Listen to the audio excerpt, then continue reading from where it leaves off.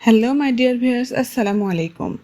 কুকিংয়ের পক্ষ থেকে আজকের এপিসোডে আপনাদের জন্য থাকছে ভীষণ মজার একটি তরকারি রেসিপি। আজ আমি আপনাদের তৈরি করে দেখাবো সয়াবিন রান্না।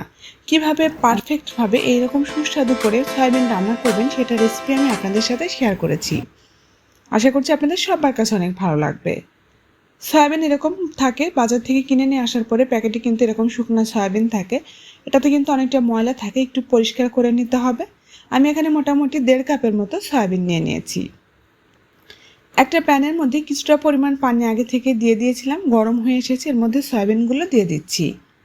সয়াবিনগুলো কিন্তু প্রথমে ঠান্ডা পানি দিয়ে ধোয়া যাবে না, গরম পানির মধ্যে এরকম করে দিয়ে ফুটিয়ে নিতে হবে। একটা বলক উঠে গেলে তারপরে চুলাটা বন্ধ করে দিয়ে ঢেকে রেখে দিতে হবে সয়াবিনটা ঠান্ডা হওয়া পর্যন্ত। এখানে আমি কিছু মশলা নিয়ে নিয়েছি, পেঁয়াজ, আদা এবং রসুন। এগুলো আমি পেস্ট করে নিব। সয়াবিনটা ঢেকে রেখে দেওয়ার পর এটা অনেকটাই ঠান্ডা হয়ে এসেছে। এটা কিন্তু অনেকটাই সিদ্ধ হয়ে গেছে, দেখে নিশ্চয়ই বুঝতে পারছেন। এবার আমি সয়াবিনের মধ্যে কিছুটা ঠান্ডা পানি অ্যাড করে প্রত্যেকটা সয়াবিন খুব ভালো মতো ধুয়ে তারপর এরকম করে চিপে রসটা বের করে দিব। খুব ভালো মতো চিপে পানিটা বের করে দিতে হবে, যাতে সয়াবিনের ভেতরে কোনো রকমের পানি না থাকে। সবগুলো সয়াবিন এরকম করে চিপে পানি বের করে দিয়েছি এবং এটা অনেকটা ড্রাই হয়ে এসেছে। প্যানের মধ্যে কিছুটা তেল দিয়ে সামান্য একটু হলুদ দিয়ে সয়াবিনগুলো সুন্দর করে ভেজে নিব। একটু লালচে কালার করে ভেজে নিব, তাহলে কিন্তু এগুলো খেতে বেশি ভালো লাগে। নেড়েচেড়ে একটু লালচে কালার করে ভেজে নিয়ে তারপর এটা নামিয়ে নিব। প্যানের মধ্যে আরও কিছুটা পরিমাণ তেল দিয়ে এবার আমি আলু ভেজে নিব। আমি আলু এরকম ছোট ছোট কিউব করে কেটে নিয়েছি। আলুগুলো একটু লালচে করে ভেজে নিব। এতে করে কিন্তু খুব সুন্দর একটা স্মেল আসবে এবং আলুগুলো খেতেও অনেক ভালো লাগবে। অনেকে আছে সয়াবিন রান্না কেমন করে করতে হয় জানেন না, বা জানলেও কীভাবে টেস্ট বাড়ানো যায় সেটা বুঝেন না। আমার রেসিপিটি যদি ফলো করে বাসায় ট্রাই করেন, এই সয়াবিন রান্না খেয়ে যে কেউ কিন্তু আপনার অনেক প্রশংসা করবে এবং আঙ্গুল চেটেপুটে খাবে। আলুগুলো লালচে কালার করে ভেজে নিয়ে তারপরে উঠিয়ে নিয়েছি। এবার এই তেলের মধ্যে আরও কিছুটা তেল অ্যাড করে দিচ্ছি। এবার আমি রান্নার জন্য তেলটা দিয়ে দিচ্ছি। ফাইনালি 3টা তেজপাতা, 4 টুকরা দারচিনি এবং 4টা এলাচ এখানে দিয়ে দিচ্ছি। এই মশলাগুলো গোটা মশলা দিয়ে দিচ্ছি, এটা কিন্তু পেস্ট করার কোনো দরকার নেই। সয়াবিন রান্না করার ক্ষেত্রে কিন্তু মাংসে যেরকম আমরা মশলা ব্যবহার করি, এরকম করে মশলা ব্যবহার করলে সয়াবিন রান্নার টেস্ট অনেক ভালো আসবে।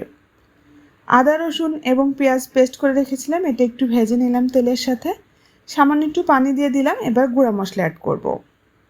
স্বাদ মতো লবণ, জিরার গুঁড়া দিয়ে দিলাম 1 টেবিল চামচ পরিমাণ, 1 চা চামচ পরিমাণ ধনিয়ার গুঁড়া দিলাম, স্বাদ মতো লাল মরিচের গুঁড়া। মরিচটা অবশ্যই নিজেদের উপর ডিপেন্ডেবল, যে যতটুকু খেতে চান। 1/2 চা চামচের মতো হলুদের গুঁড়া দিয়ে মশলাগুলো নেড়েচেড়ে খুব ভালো মতো কষিয়ে নিচ্ছি। মশলাগুলো যখন এরকম কষে উপরে তেলটা ভেসে উঠবে, এ পর্যায়ে ভেজে রাখা সয়াবিনগুলো এর মধ্যে দিয়ে দিচ্ছি। মশলার সাথে নেড়েচেড়ে মিশিয়ে নিচ্ছি, নিয়ে তারপরে আমি এর মধ্যে আলুগুলো অ্যাড করে দিচ্ছি।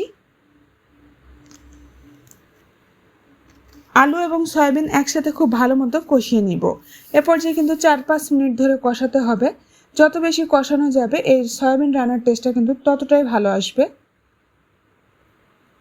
এই সয়াবিন রান্না যদি আমি যেরকম করে রান্না করেছি এভাবে করে বাসায় অ্যাপ্লাই করেন, তাহলে কিন্তু আপনার মাংসের স্বাদকেও হার মানিয়ে দেবে এবং কেউ বুঝতেই পারবেন আপনি কি রান্না করেছেন। খুব সুন্দর মতো এটা কষিয়ে নিলাম। নেওয়ার পর এরকম যখন শুকিয়ে আসবে মশলাটা, তখন এর মধ্যে পানি অ্যাড করে দিব। সয়াবিন যেহেতু আগে থেকে সিদ্ধ করে রেখেছিলাম, তাই এখন পানি পরিমাণটা একটু কমিয়ে দিয়ে দিচ্ছি। প্রায় 8-10 মিনিট পর যখন পানি এরকম শুকিয়ে আসবে, এর মধ্যে কয়েকটা কাঁচামরিচ ফালিয়ে একটু অ্যাড করে দিলাম এবং লবণটা চেক করে দেখব। কিছুটা লবণ কম আছে, তাই লবণটা প্রয়োজন মতো দিয়ে এখানে নেড়েচেড়ে মিশিয়ে দিচ্ছি। সয়াবিন রান্না কিন্তু হয়ে এসেছে, আর বেশি সময় লাগবে না। আর 2-3 মিনিট জাস্ট একটু নেড়েচেড়ে এর সাথে মিশিয়ে নিলেই কিন্তু রান্নাটা কমপ্লিট হয়ে যাবে। আমি এরকম মাখা মাখা করে সয়াবিনটা রান্না করে নিয়েছি। চাইলে কিন্তু ঝোল করতে পারবেন বা আরও শুকনো করেও রান্না করতে পারবেন।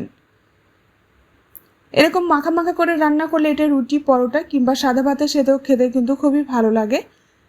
তবে নিজেদের প্রয়োজন মতো ঝোল রাখা যাবে কম বেশি।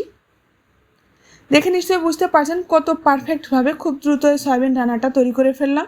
ভিউয়ার্স, তাহলে বাসায় ট্রাই করে দেখতে পারেন। আশা করছি আপনাদের সবার কাছে অনেক ভালো লাগবে এবং এই রেসিপিটি বাসায় ট্রাই করে কেমন লাগলো আমাকে জানাতে ভুলবেন না। আজকের মধ্যে এখানেই বিদায় নিচ্ছি। আল্লাহ হাফেজ।